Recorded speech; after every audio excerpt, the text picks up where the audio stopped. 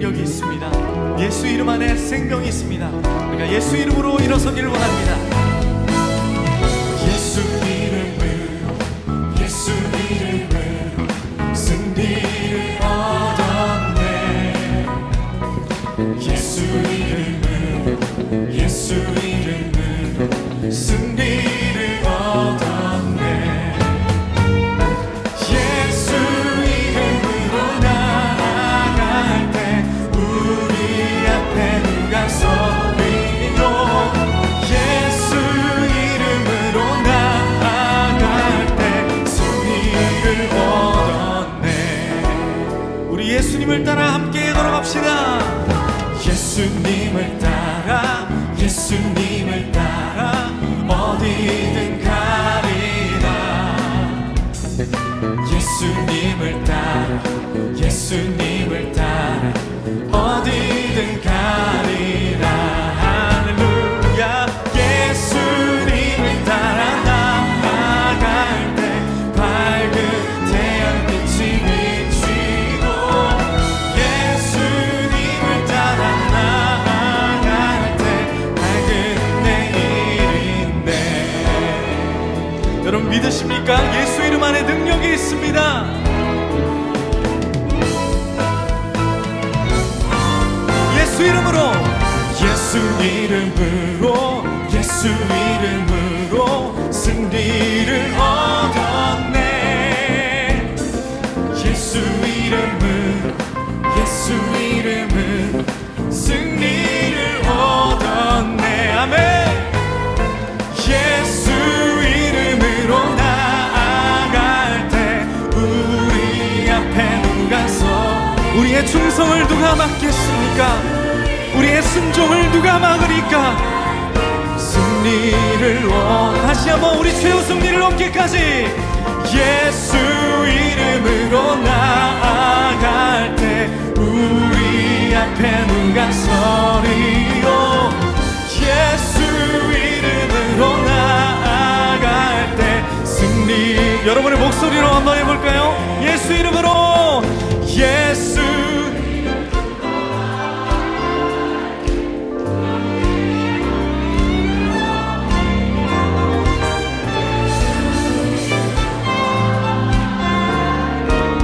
우리 다시 한번 더 힘차게 예수 이름으로, 예수 이름으로 나아갈 때 우리 앞에 누가 서리요. 예수 이름으로 나아갈 때 승리를 얻었네.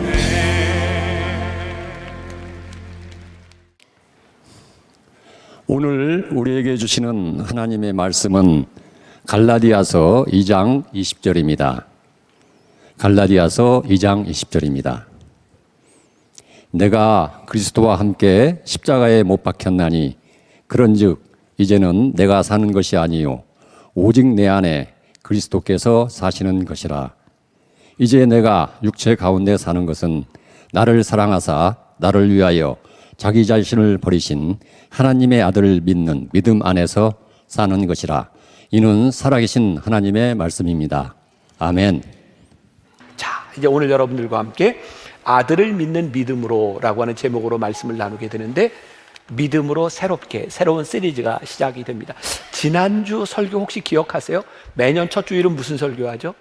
예배에 대한 설교를 하고, 지난주에는 뭐 익숙해서 제가 이런 반응은 뭐 이제 마음 상하지도 않아요. 다윗의 장막을 회복하라, 다윗의 장막에 대한 이야기를 했어요. 이제 오늘은 진짜 이 믿음에 대한 이야기를 여러분들과 나누게 될 텐데, 우리들이 그런 질문, 의문을 가지고 내가 가지고 있는 믿음이 진짜 믿음인가? 그리고 우리의 신앙은 어떤 모습인가? 이런 의문을 가지고 한번 풀어가 봤으면 좋겠고, 제가 여러분들에게 맞는 정답을 드리는 것이 아니라 제가 고민했던, 제가 생각했던 것들이 여러분들에게도 어쩌면 답이 될 수도 있겠다. 그래서 이제 질문을 가지고 우리들이 함께 들어가면 좋을 것 같아요. 2026년 우리 한 해 주제가 믿음 안에 서예요, 믿음 안에 서예요. 네, 믿음 안에 서, stand firm. 우리가 어떻게 믿음 안에 굳게 설 수 있을까? 우리들이 제대로 된 믿음을 알지 못하면 믿음 안에 설 수 없을 것 같아요. 왜냐하면 제대로 된 믿음이 아닌 열심은 하나님과 멀어지게도 할 수 있다는 생각이 들어서 오늘 우리의 믿음을 또 점검합니다. 제가 여러분들에게 생각하는 이야기 하나를 이렇게 준비를 했는데, 이 이야기가 제가 보통 설교 시간에 이렇게 쓰는 그런 표현들이 아니고 조금 마음을 상하게 할 수 있는 표현도 있는데, 이걸 할까요 말까요? 하지 마요? 해요? 네, 여러분들이 하라 그래서 하는 거예요. 마음을 상하거나 상처받지 말고. 자, 시골에 혼자 사는 한 할머니가 강아지와 함께 살았습니다. 이 할머니에게는 강아지가 가족과 같은 존재였고 늘 함께 자고 함께 먹고 함께 생활을 했습니다. 강 건너편에 있는 교회를 갈 때도 늘 그 개와 함께 갔습니다. 그러던 어느 날 할머니가 노안으로 돌아가시게 되었습니다. 그런데도 이 강아지는 강 건너 교회에서 종소리가 울리자 혼자서 교회에 나왔다고 합니다. 왜냐하면 종소리만 울리면 교회에 가는 것이 습관이 되었기 때문입니다. 그래서 이런 이야기를 합니다. 습관적으로 때가 되면 교회에 나오는 사람을 개 같은 신앙을 가진 사람, 그나마 습관적으로도 신앙생활을 하지 못하는 사람을 개만도 못한 신앙을 가진 사람. 자, 이게 제가 상처받지 말라 그랬어요. 비하하거나 이러려고 그런 의도가 아니라, 우리의 신앙은 이게 어떤 신앙인가? 여기에서 빗대어 얘기했던 것처럼 우리들이 그냥 습관적인 그런 신앙생활을 하고 있는가? 아니면 그런 습관적인 신앙생활도 하지 못하는 사람은 아닌가? 또 우리의 신앙생활에서 가장 본질적인 문제는 하나님을 믿고 살아가는 우리들에게 감사와 만족이 있는가? 여러분들에게 드리는 질문이에요. 내가 오늘 예배 드리러 나왔어요. 평생을 신앙생활을 하라요. 야, 나는 예수 믿고 살아가는데 너무 감사해. 나에게는 만족함이 있어. 그런 고백을 하는가? 아니면 오늘 우리는 이 자리에서도 무언가 부족감, 불만족, 그래서 우리는 불평을 하면서 예배를 드리고 있는가? 아마 우리들에게 불만족스러운 감정과 지금 우리 안에 불평이 있다면 명확하게 우리들이 하나님과 멀어져 있다는 증거입니다. 굉장히 중요한 점검 포인트입니다. 사도 바울은 빌립보서 4장 11절에서 이런 고백을 하죠. 내가 궁핍함으로 말하는 것이 아니니라. 어떠한 형편에든지 내가 자족하기를 배웠노라.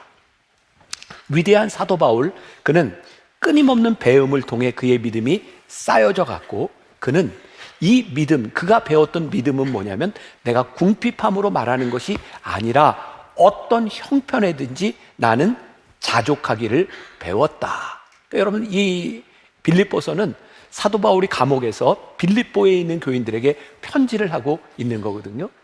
이 고백을 하고 있는 사도 바울의 표정이 어땠을까요? 사도 바울은 감옥에 있지만 그가 평안한 마음으로 이런 고백을 하고 있지 않았을까? 제가 제 신앙을 이렇게 빗대어서 생각을 해봅니다.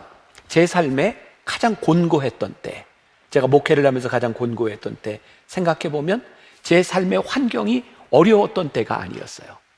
제가 이 말씀은 2007년도에 제가 몸이 많이 아플 때, 그때는 제가 어머니 기도실에 늘 가서 기도할 때였어요.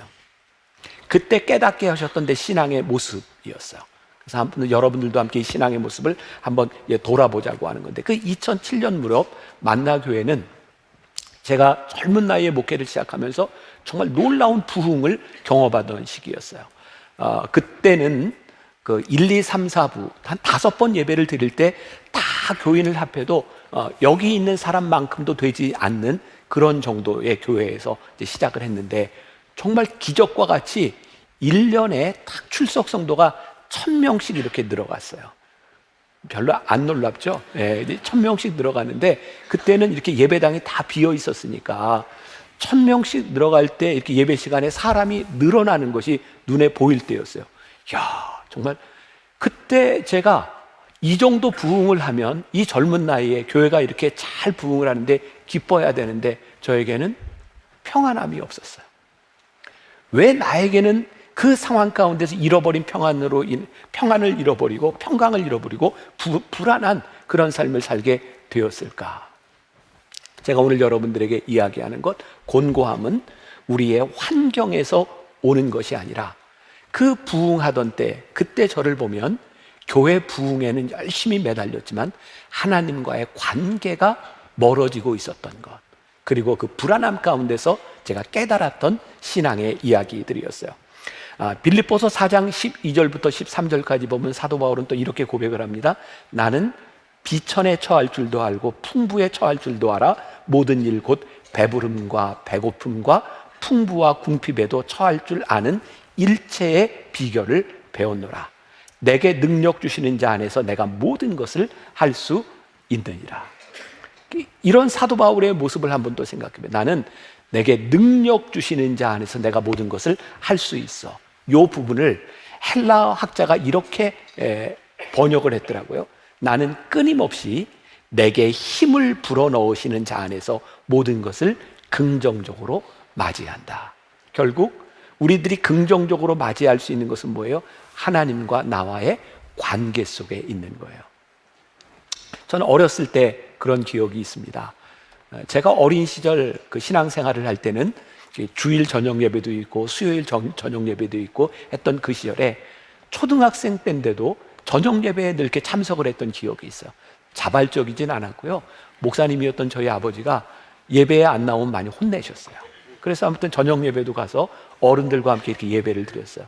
근데 예배를 드릴 때마다 제 그 옆에 주변에는 연세 많은 할머니들이 이렇게 찬송을 할 때면 눈물을 흘리면서 이렇게 늘어지는 이렇게 찬양을 하면서 불렀던 기억이 있어요. 그 찬양 중에 하나가, 저는 늘어지게 안 부를 거예요. 내 영혼이 은총 입어 중한 죄짐 벗고 보니 슬픔 많은 이 세상도 천국으로 와. 높은 산이 거친 들이 좁아지나 궁궐이나 내 주 예수 모신 곳이 그 어디나 하늘나라 할렐루야 찬양하세 내 모든 죄 사함받고 주 예수와 동행하니 그 어디나 하늘 주 예수와 동행하니 그 어디나 하늘나라. 주 예수와 동행하니 그 어디나 하늘나라. 결국 우리의 신앙은 하나님과 우리들 사이의 관계의 끈을 가지고 있는 이상 우리는 우리들의 삶의 어떤 환경 가운데서도 만족감, 그것이 긍정으로 채워질 수 있는 것이구나. 다시 이야기해요. 오늘 우리들의 삶에 이 만족감, 우리들의 평강이 사라져버렸다면 하나님과 우리들 사이의 관계를 다시 생각해 보아야 된다. 이것이 신앙이다. 사도 바울이 끝까지 붙들었던 것이 뭐냐면 바로 갈라디아서 2장 20절 오늘 본문의 말씀이에요. 오늘부터 3주 동안 똑같은 본문을 가지고 우리가 3번 말씀을 나누게 됩니다. 내가 그리스도와 함께 잠깐만, 오늘은요 제가 막 찬양하고 부흥회처럼 할 거예요. 그리고 찬양도 막 따라 부르고 싶으면 막 따라 불러도 돼요. 그리고 갈라디아서 2장 20절은 우리가 외우라 그러면 잘 안 외워질 텐데 이 찬양을 통해서 3주 동안 완전히 외우게 될 거예요. 내가 그리스도와 함께 십자가에 못 박혔나니 그런즉 이제 내가 산 것 아니요 오직 내 안에 예수께서 사신 것이라. 이제 내가 육체 가운데 사는 것을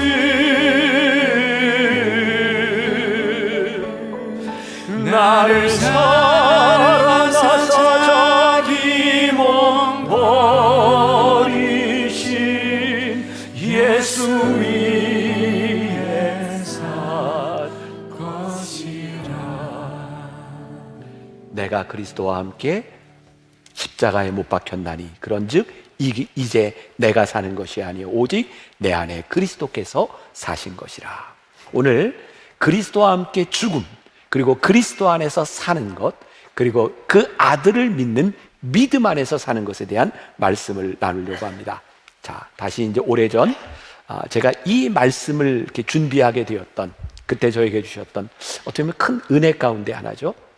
그때는 제가 이제 몸이 많이 아파서 이제 제주에서 요양을 할 때였는데, 제가 제주에서 요양을 하게 된 이유 가운데 하나가, 그때는 뭐 아무리 병원을 다녀도 제가 이제 병명도 찾을 수가 없고, 저는 뭐 이렇게 걷기도 힘든 상황이었고, 그래서 이제 한의원을 가게 돼서 팔체질 한의원을 가게 됐는데, 그 한의사 선생님 장로님이 저한테 목사님은 바다로 가야 삽니다 그러더라고요. 그 제주를 간 거예요, 바다로. 근데 진짜 제주에 갔더니 며칠을 있는 동안 몸이 회복되는 것처럼 느껴지더라고요. 그래서 비행기를 타고 김포공항에 딱 내리면 아파요. 또 아파. 정말 이게 놀라운 일이에요. 제주로 가야 되겠다. 그래서 그때 이제 설교도 하지 못하고 제주에 가서 이렇게 요양할 때였습니다. 근데 몸이 많이 안 좋으니까 그때 제가 오래전에 제주에 있는 그 DTS 열방대학에 제가 강의를 이렇게 허락을 했었는데, 제 몸 상태가 강의를 할 수 없었어요. 그래서 제가 혹시라도 내가 의자에 앉아서라도 내가 며칠 할 수 있으면 하겠는데 내 상태가 그렇게 좋지 않습니다. 의자에 앉아서 해도 좋다. 그래서 제가 이제 강의를 하러 갔어요. 강의를 하기 전에 거기 있는 DTS에 있는 그 학생들과 함께 찬양을 이렇게 할 때였어요. 그때 불렀던 찬양이 전능하신 하나님 찬양, 언제나 동일하신 주, 전능하신 하나님 찬양, 영원히 다스리 전능하신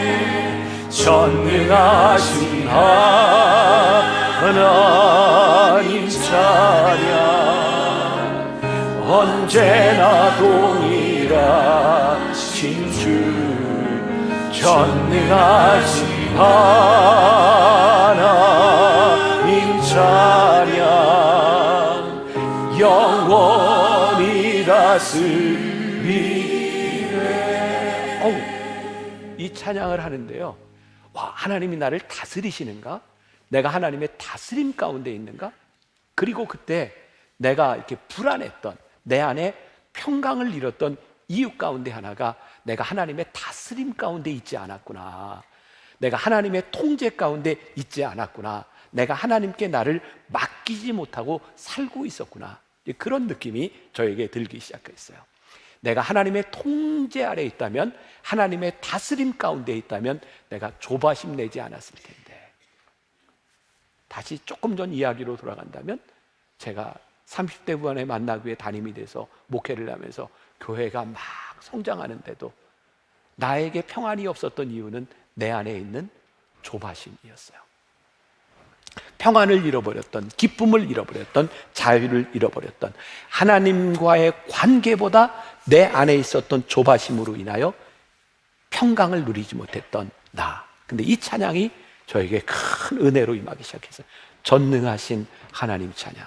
오늘 여러분들에게 그런 믿음의 도전을 드리고 싶어요. 오늘 우리들에게 잃어버린 평강, 오늘 우리들에게 찾아오는 불안의 정체가 있다면 오늘 우리들의 하나님의 다스림 가운데 있지 않기 때문은 아닐까. 제가 말씀을 준비하다가 이렇게 한자로 스라라는 말이 있잖아요. 스라에 있다 이런 말 하잖아요. 그 스라라는 말이 무릎 아래에 있다는 말이잖아요. 부모의 스라 뭐 이런 말 쓰잖아요. 그게 뭐예요? 부모의 무릎 아래, 부모의 눈 아래에 있다는 거예요. 아이들은 부모의 스라 무릎 아래에 있을 때 부모가 돌봐주고, 혹시 이 아이가 부모의 눈을 벗어나서 위험한 곳에 가면 부모가 막아서요. 저희는 그런 이미지가 생겨요. 하나님, 전능하신 하나님 아래, 전능하신 하나님의 슬하에 있다고 하는 것은 하나님의 통제 가운데 있다고 하는 것, 우리들이 안전함 가운데 있다는 거예요.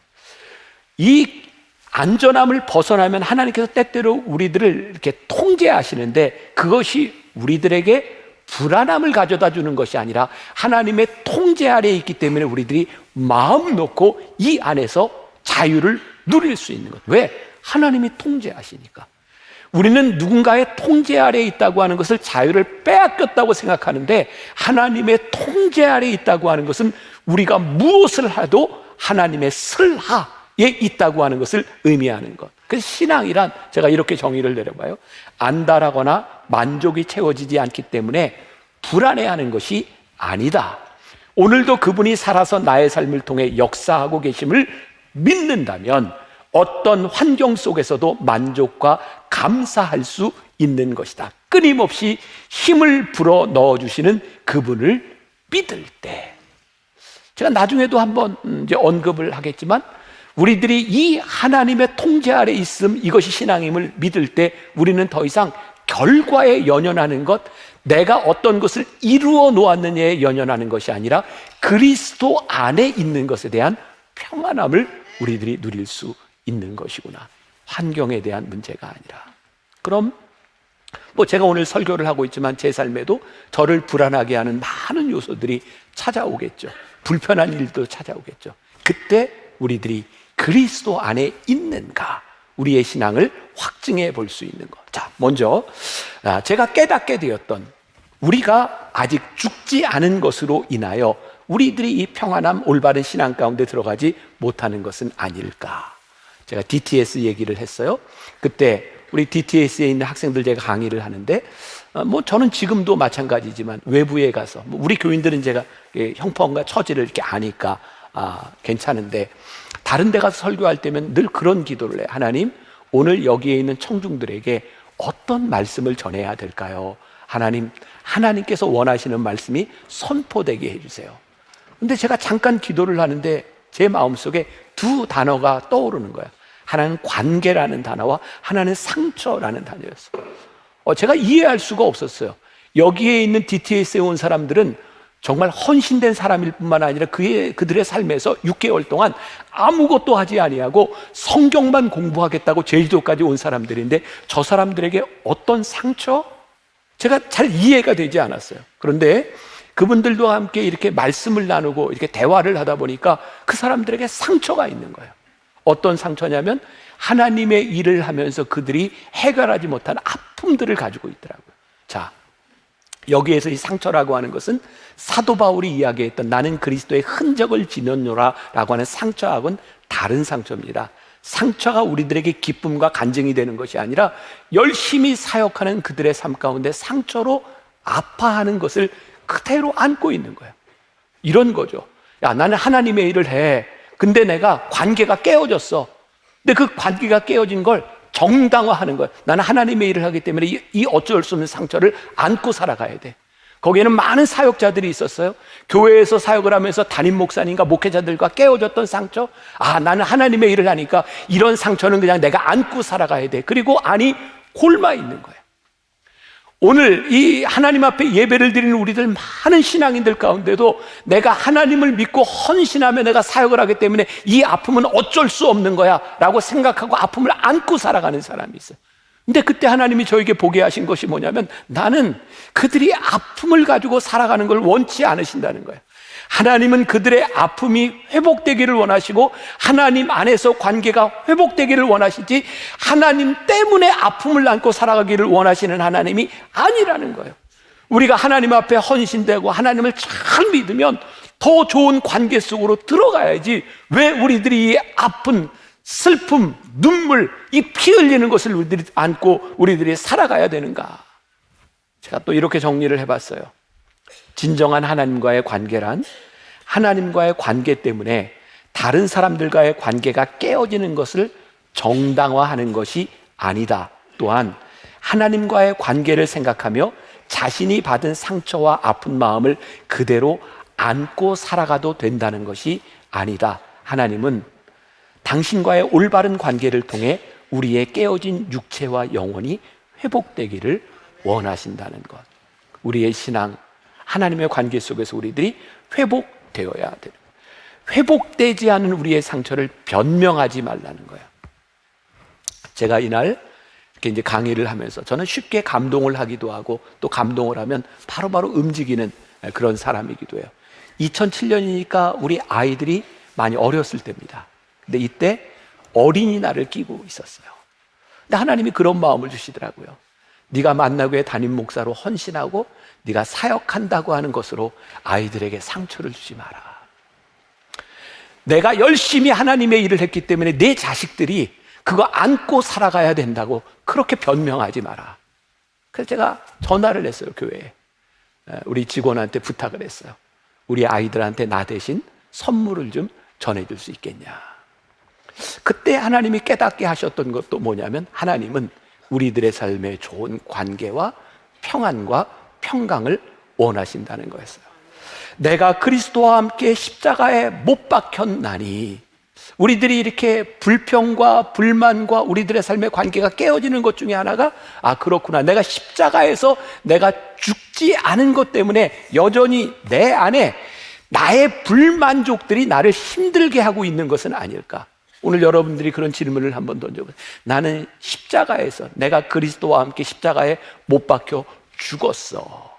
그렇다면 우리들에게 채워주지 않은 그 충족되지 못한 것 때문에 우리들이 그렇게 상처를 받아야 될까?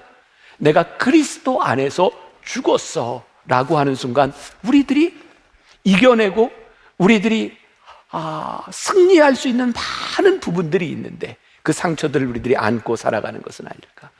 이용규 선교사님 들어보셨죠? 이용규 선교사님 부부가 저희하고 좀 친하게 지내요. 만나서 이렇게 식사도 하고 만나면 이야기도 많이 하고 하는데, 한 번은 그런 이야기를 하더라고요. 그 사모님이 그 유명한 선교사의 아내로 살아가는데도 어느 날 우울증이 찾아왔고 그것 때문에 굉장히 힘든 시간을 지나갈 때였답니다. 한 번은 선교지에 와서 어떤 목사님이 설교를 하는데 이런 질문을 하더래요. 여러분들도 한번 대답해 보세요. 지렁이가 밟으면 왜 꿈틀하는지 아세요? 지렁이가 밟으면 꿈틀하는 이유가 안 죽어서 꿈틀거린대요. 죽은 지렁이는 절대로 꿈틀하지 않는답니다. 되게 징그러운 얘기일 수도 있는데, 우리가 그리스도 안에서 십자가에 못 박혔나니, 그러면 우리들이 웬만한 것 가지고는 우리들이 꿈틀하거나 웬만한 것 가지고 우리들의 성질이 나타나지 않을 것 같아요. 여전히 우리들의 삶에 문제가 되는 것은 내가 십자가 아래서 내가 못 박지 못한 내가 만족하지 못하기 때문에 내가 힘들고, 나의 만족을 위해서 내가 노력하고 나의 만족을 위해서 헌신하며 나의 만족을 채우려고 하고 나의 만족을 위해 사람들의 인정을 받으려고 하니까 우리의 상처들이 그대로 우리 가운데 남아있는 것은 아닐까. 채워지지 않는 기대에 대한 상처들을 헌신이라는 이름으로 감추려고 하고, 나에게 채워지지 않는 만족을 헌신이라는 이름으로 상처를 안고 살아가는 것을 하나님이 기뻐하시지 않는다. 그러면 내가 그리스도 안에서 죽었다고 생각을 하고 십자가에 못 박혔다고 생각하고 있는데도 나에게 여전히 이런 문제가 있다면, 두 번째로 내가 그리스도 안에서 내가 살고 있는가를 한번 생각해 보라.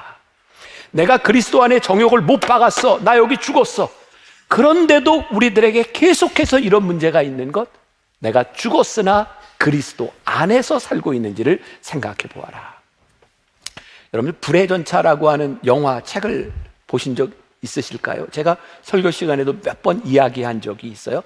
에릭 리들이라고 하는 영국의 파리 올림픽에 아주 유명한 100m 금메달 후보로 참석했던 사람. 그는 정말 신앙이 좋은 사람이었고 그는 이제 선교사 지망생이었어요.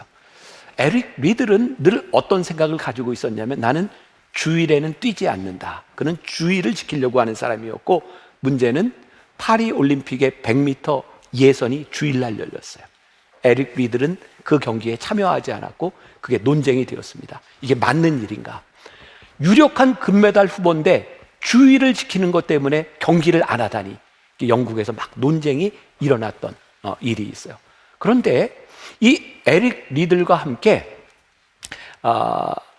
그 라이벌로 참여했던 선수 중에 하나가 에이브럼스라고 하는 사람이 있어요. 그는 늘 이런 이야기를 했답니다. 내 가치를 증명할 시간은 이 10초에 달려 있어. 반면에 리들은 이렇게 얘기를 했대요. 하나님이 나를 빠르게 만드셨어. 나는 내가 달릴 때마다 그분이 기뻐하시는 것이 느껴져. 요 이야기를 보면서 유명한 팀 켈러 목사님은 이런 얘기를 합니다. 리들은 뛸 때도 쉬는 기분이었지만 에이브러함스는 쉴 때도 힘들어했습니다. 이유가 무엇입니까? 바로 자신의 가치를 증명하는 일에는 영원히 쉼이 없기 때문입니다. 복음은 우리가 하나님 안에서 가치가 이미 증명된 자들이라고 말합니다. 하나님이 그 주권을 나를 가치 있는 자녀다, 그렇게 말씀해 주셨습니다. 그리스도 안에서 산다고 하는 것이 무엇일까요? 그리스도 안에서 산다고 하는 것은 우리들의 삶의 어떤 결과, 우리들이 예측하고 있던 어떤 것에 우리들이 매달리고 있는 것이 아니라 그리스도와 함께 살아가는 것이 우리들의 가치임을 아는 거예요. 제가 왜 곤고했을까 생각해 보니까 저는 분명히 은혜도 받고 목회한다고 생각했던 사람인데 제가 그리스도와 함께 사는 것보다 내 가치를 어떻게 증명할까 때문에 내 안에 평안을 잃어버렸던 것 같아요. 순간순간 제 안에 찾아오는 거죠. 내가 하나님의 일을 한다고 하면서도 나는 늘 내 가치를 증명하려고 노력하고 있구나. 어떤 면에서 보면 내가 여기에 안달을 하고 있구나. 하나님이 여러분들을 부르셔서 십자가의 죽음과 그리스도 안에서 살게 하셨는데 우리가 오늘 또 나의 가치를 증명하려고 불안하게 평강을 잃고 살아가는 것이 아니라 내가 그리스도 안에서 살고 있다고 하는 믿음이 우리들에게 확실할 때 우리는 이 믿음 안에서 평강의 삶을 살아가게 돼요. 우리의 판단에 의지하고 우리의 결과에 의존하는 것이 아니라 하나님이 우리를 이끄심 가운데 그리스도 안에서 살아가는 것. 여러분들에게 또 그런 도전을 드리고 싶어요. 2026년을 살아가는 우리들의 삶에 믿음으로 새롭게 믿음 안에 서라고 하는 이 믿음이 어디에 기초하고 있는가? 이용규 선교사의 더 내려놓음이라는 책에 이런 구절이 있어요.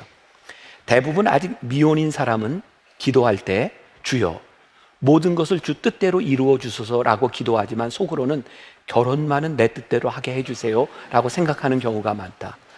헌신을 다짐하는 기도를 할 때 주여 이 몸을 주님께 바칩니다 라고 말하지만 속으로 그래도 이거는 안 돼요 하는 게 있다. 하나님 적어도 이 부분만큼은 건드리지 말아주세요 라고 바란다. 설교를 들을 때도 자신이 허용하기 어려운 내용이 나오면 움츠려든다.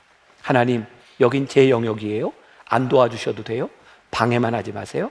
나 혼자서도 잘할 수 있어요. 하나님 이건 하나님과 타협이 안 돼요. 나는 내 길을 가렵니다.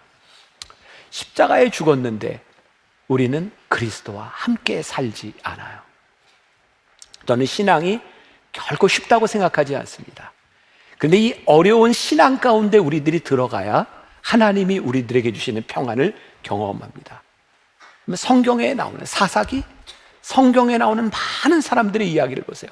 자신의 소견에 옳은 대로 행했던 것이 그들의 삶에 고난을 가져와요. 내 소견에 옳은 대로 살아가는 것이 아니라 예수 안에서 살아가는 삶이 우리들에게 예수 안에서 믿음의 삶을 살아가기 시작할 때 하나님이 우리들에게 주시는 평안함, 하나님의 관계 속에서 올바른 삶의 행위들이 나오기 시작해요. 오늘 우리의 삶의 실패의 원인들이 어디 있는가? 그런데 내가 십자가에 분명히 못 박혔어. 근데 이것만 가지고도 안 돼. 내가 그리스도와 함께 살아. 근데 이것으로 우리의 신앙의 문제가 다 해결되는가? 그렇지 않아요. 우리는 또 넘어지고 우리는 또 실패하고 내가 믿음으로 살아가려고 하지만 하나님을 실망시키신 일들로 인하여 우리의 마음이 불안할 때가 많이 있어요. 언제 여러분들이 제일 불안해요? 여러분들의 마음이? 내가 하나님의 뜻대로 살아가고 있지 않다는 것을 내가 알 때 얼마나 불안해요. 근데 우리들의 삶에 이런 일들이 계속해서 반복되는 거예요.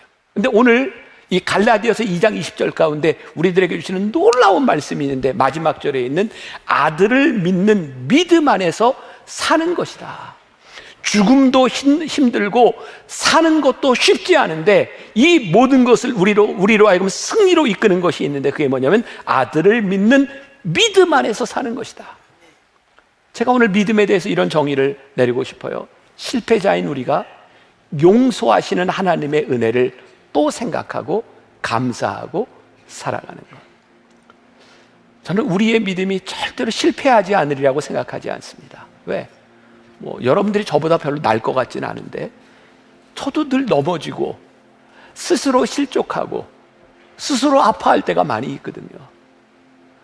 그런데 이 실패와 하나님의 용서가 필요한 순간에 하나님은 그 아들을 믿는 믿음 안에서 우리를 붙들어 주시겠다고 말씀하세요.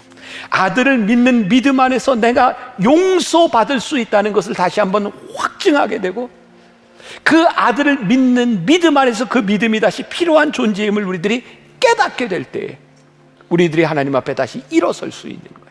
믿음은 쓰러지지 않는 게 아니에요. 믿음은 다시 일어서는 거예요.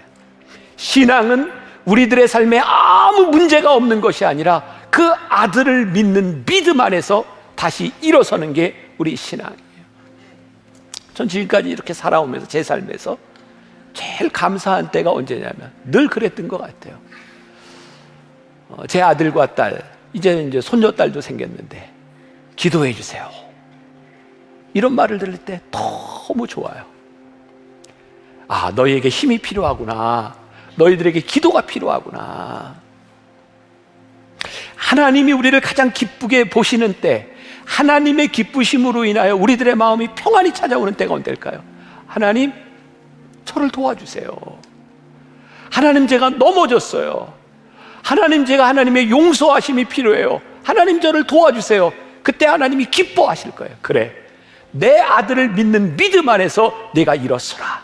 그리고 그 믿음을 붙들고 일어설 때에 우리들에게 주시는 평안함, 우리들에게 주시는 부유함, 실패의 경험, 좌절의 고통 속에서도 그것이 실패한 것이 아니라 다시 믿음으로 일어설 수 있는 것. 우리의 믿음으로 새롭게, 우리의 능력이 아니에요. 뭐로? 그 아들을 믿는 믿음 안에서. 우리 예수의 이름으로 우리 찬양을 부를 때에, 지난주에 제가 말씀 나누면서 우리 다윗의 이야기하면서 미갈 얘기하면서 그랬죠. 미갈이 다윗의 감격을 천박하다고 생각할 때 그 감격을 이해하지 못하는 미갈을 하나님이 저주하셨다. 이 찬양할 때에 예수의 이름으로 일어날 때 여러분들 속에 있는 우울함과 여러분들 속에 있는 죄책감과 여러분들 속에 잃어버렸던 그 평안함, 불안함이 예수의 이름으로 사라지게 하여 주옵소서. 믿음으로 고백하고 선포하고 기도하세요. 하나님, 제가 진짜 제 마음이 어떻게 해야 될지 모르겠어요. 너무 힘들어요. 근데 오늘 우리들에게, 그래, 네가 예수의 이름으로 내 아들을 믿는 믿음 안에서 일어서기를 원하는구나. 하나님, 도와주세요. 하나님의 기뻐하심이 우리들에게 뭐가 되리라? 평안이 되리라. 우리 믿음으로 찬양하고 우리 믿음으로 기도합시다. 예수의 이름으로.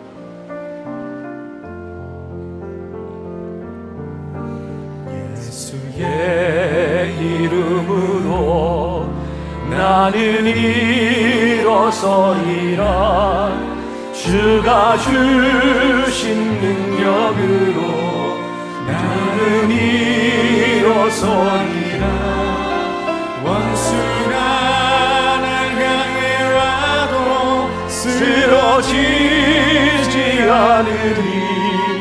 주가 주신 능력으로, 주가 주신 능력으로, 주가 주신 능력으로 일어서리. 예수의 우리 믿음으로 하나님 믿음으로 우리들이 찬양합니다. 예수의 이름으로 우리들이 일어서겠습니다.